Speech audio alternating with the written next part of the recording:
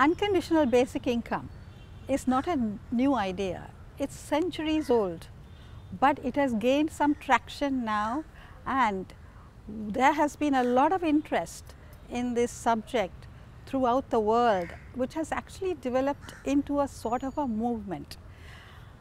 In Sri Lanka, we started this project about June 2017, and there was very little interest and little response at the beginning, but now we feel in our second seminar, which we are having today, there is a lot of interest, and there has been a great lot of response to what we are talking about. Look to yourself what you are doing.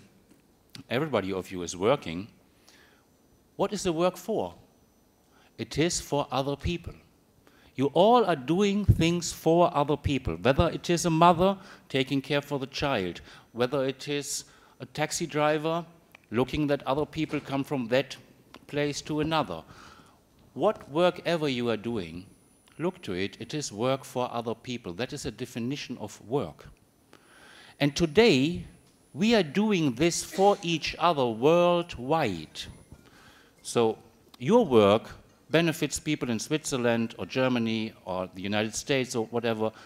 Work from other people benefits us in Sri Lanka. So actually, we are living in a social world. Actually, we are doing good things for each other. This is the definition of work. And look, work is your lifetime. You cannot split your life and your work. When you're working, this is your lifetime, and this is your relevant, important impact to the world. You change the world. You make something that makes the world better, whether it is to be kind to your child, whether it is to be good to your husband or wife. Everything we are doing is changing the world, and this is our life, and this is where we develop ourselves, and we develop the world to a better and the society to a better. And I do know nobody who is not willingly to do good things. Current economic model is of course based on profit generation, not on human welfare, not on values.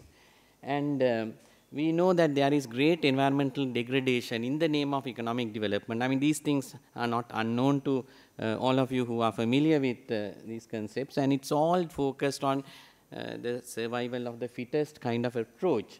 And there is unequal income distribution. We all know that the Western province that we live in is quite different to the conditions in other parts of the country.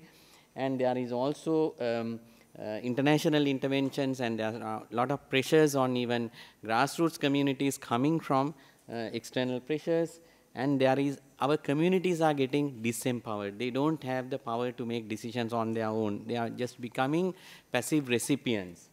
And also there is really no wealth creation at a grassroots level. Wealth not just in terms of monetary wealth, but also social wealth.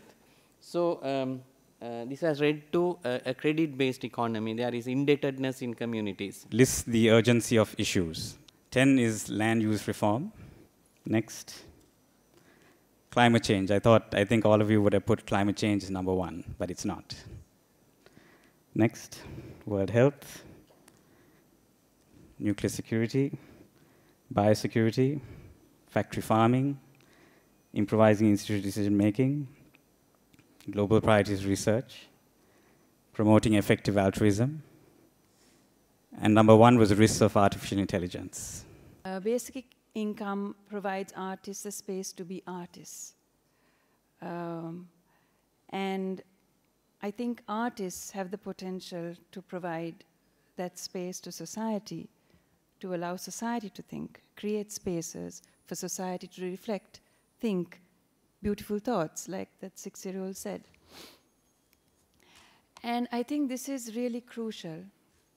I've worked in the arts for 20 years now.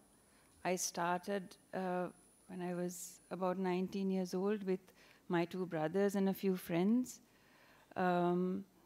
I don't think it's in bad taste to say that we were probably a little bit drunk when we took the idea.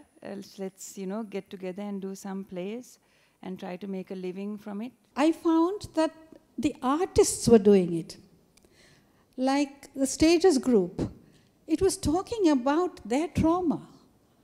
And so we said, but these people are also vulnerable because they don't have a proper job. And Ruvanti herself has made that Freudian slip that that is a proper job, whereas artist is not. What artist is also a proper job, but it's not paid for. See, that's what makes it not proper.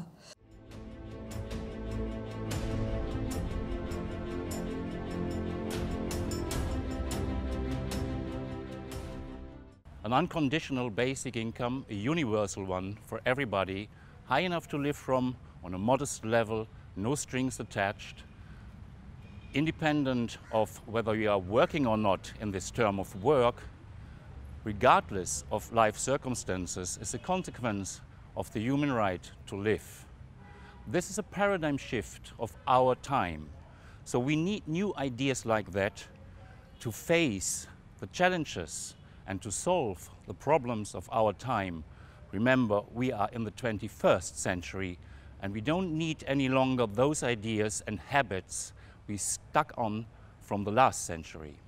Basic income, unconditional, is tested worldwide. It's not a matter of rich countries or, in particular, poor countries. It's a matter of a global movement in many countries, like in the US, in Canada, in Finland, in India, in Africa. Poor societies, rich societies, test projects already have been done and currently are running. So this is the opportunity for Sri Lanka, like for every other country too, to come up, to be at the top.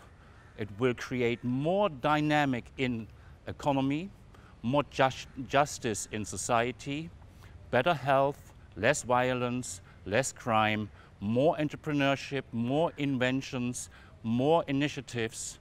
So it's just that challenge to your thinking, to think apart work and income on the level of the basic needs.